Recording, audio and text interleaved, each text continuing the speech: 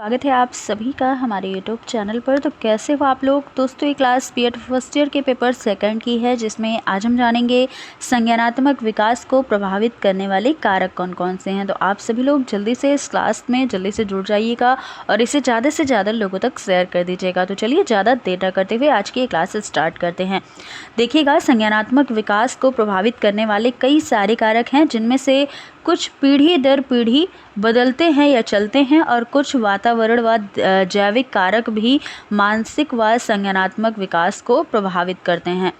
तो क्रो के अनुसार कहा गया, एक परिभाषा दी गई है कि विभिन्न कारक मानसिक विकास को प्रभावित करते हैं और वंशागत नाड़ी मंडल की रचना संभावित विकास की गति और सीमा को निश्चित करती है। तो कुछ अन्य भौतिक दशाएं या व्यक्तिगत और वातावरण संबंधी कारक मानसिक प्रगति को तीव्र यानी कि तेज और मंद या धीमा भी कर सकते हैं। तो ये परिभाषा क्रो ने दी है, ये आपको अच्छे से ध्यान रखनी है। आगे देखिएगा, तो बहुत से बालकों में ऐसी बौद्धिक अक्षमता पाई जाती है जो उन्हें वंश क्रम से प्राप्त होती है। वातावरणीय कारकों के अंतर्गत भोजन और पोषण, माता पिता का उत्साहपूर्वक प्रतिक्रिया करने वाला व्यवहार या प्रतिदिन के अनुभव, शारीरिक क्रियाकलाप और बड़ों से स्नेह प्राप्ति, ये सारी चीज़ें आती हैं जो बालक के बौद्धिक अक्षमता बौद्धिक रूप से उन्हें प्रभावित करती हैं या संज्ञानात्मक विकास को प्रभावित करती हैं, जो बालकों के मस्तिष्क के प्रारंभिक विकास पर प्रभाव डालते हैं। आगे देखिएगा, तो पारिवारिक परिवेश कैसा है, सामाजिक आर्थिक स्थिति कैसी है और स्वास्थ्य कैसा है बालक का। सबसे इम्पॉर्टेंट बात है माता पिता की शिक्षा है कि नहीं है, विद्यालय किस प्रकार से है, अध्यापक कैसे हैं, समाज, समुदाय या खेल के साथी, इन सभी का प्रभाव बालक के मानसिक और संज्ञानात्मक विकास पर सीधे पड़ता है। तो इसलिए ये सारे कारक हैं जो आपने देखे, जो बालक के मानसिक विकास को या संज्ञानात्मक विकास को प्रभावित करने वाले हैं, कहीं ना कहीं प्रभाव डालते हैं ये सारी चीज़ें बालक के मस्तिष्क को।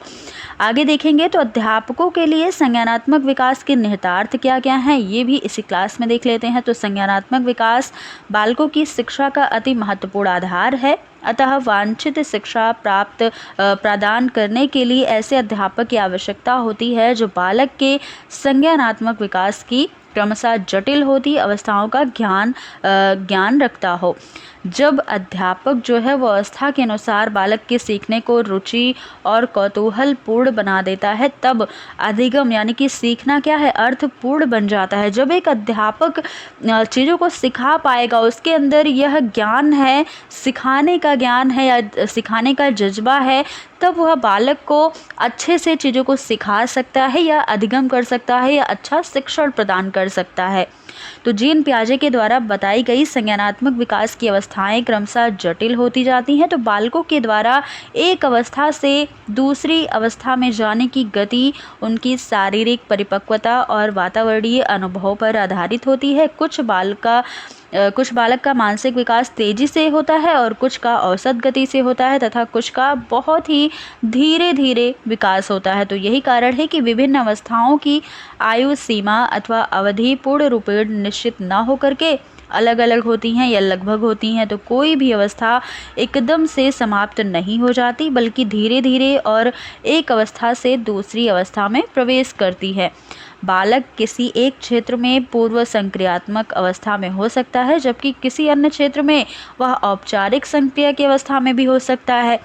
जीन पियाजे के द्वारा बताई गई ये देखिए, ये सारी अवस्था मैंने पिछली क्लास में आपको बताया है। तो अगर आपको इसमें डाउट है तो आप पिछली क्लास को देखिएगा, आपको सारी जीन पियाजे के द्वारा जो अवस्थाएं बताई गई हैं वो आपको अच्छे से क्लियर हो जाएंगी। आगे देखेंगे, तो जीन पियाजे के द्वारा बताई गई संज्ञानात्मक विकास की अवस्थाओं का अध्यापक की दृष्टि से सार्थक होने के कारण अध्यापकों के लिए निहितार्थ का वर्णन यहाँ पर किया गया है। तो देखिएगा, अध्यापक सुनियोजित क्रियाकलापों से बालकों में जिज्ञासा जगाएं, मूर्त सामग्री प्रस्तुत करने पर बालक शीघ्रता और दक्षता से सीखते हैं, इसलिए उन्हें मूर्त सामग्री उनके सामने प्रस्तुत की जाए एक अध्यापक के द्वारा।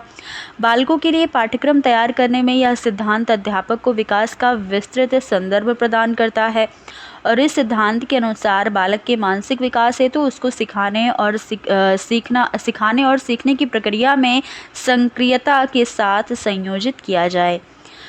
व्यवस्था की आंतरिक सामंजस्यता को विकसित करने में बालक की सहायता की जाए। कहानी सुनाना, कविता पाठ, गीत गाना जैसे बहुत सारे ज्ञानात्मक क्रियाकलापों को एक व्यवस्थित तरीके से कार्यक्रम में सम्मिलित या शामिल किया जाए। आगे कहा गया है कि सिखाने और सीखने की स्थिति उस बिंदु तक पहुंचाई जाए जहां बालक चीज़ों और विचारों को अच्छे से परिचित रहता है या चीज़ें पहले से पता है, तो वहाँ तक चीज़ें सिखाई जाएं या पहुँचाई जाएं। आगे है शैक्षणिक कार्यक्रम को बालक को जानकारी का एक एकीकरण करने योग्य बनाया जाए। वास्तविक घटनाएं और मूर्त वस्तुएं सीखने में महत्वपूर्ण भूमिका का निर्वाह करती हैं। तो ये सारी चीज़ें एक अध्यापक के बारे में कही गई हैं कि अध्यापक के लिए संज्ञानात्मक विकास के निहितार्थ क्या क्या थे। तो आपने देखा आज की ये क्लास। अगर आपको ये क्लास समझ आई तो आप सभी कमेंट बॉक्स में ज़रूर बताइएगा और इस वीडियो को ज़्यादा से ज़्यादा लोगों तक शेयर कीजिएगा, वीडियो को लाइक कीजिएगा और चैनल को सब्सक्राइब ना किया हो तो कर लीजिएगा। तो चलिए फिर मिलते हैं अगली क्लास में। तब तक के लिए आप सब पढ़ाई करते रहिए। धन्यवाद।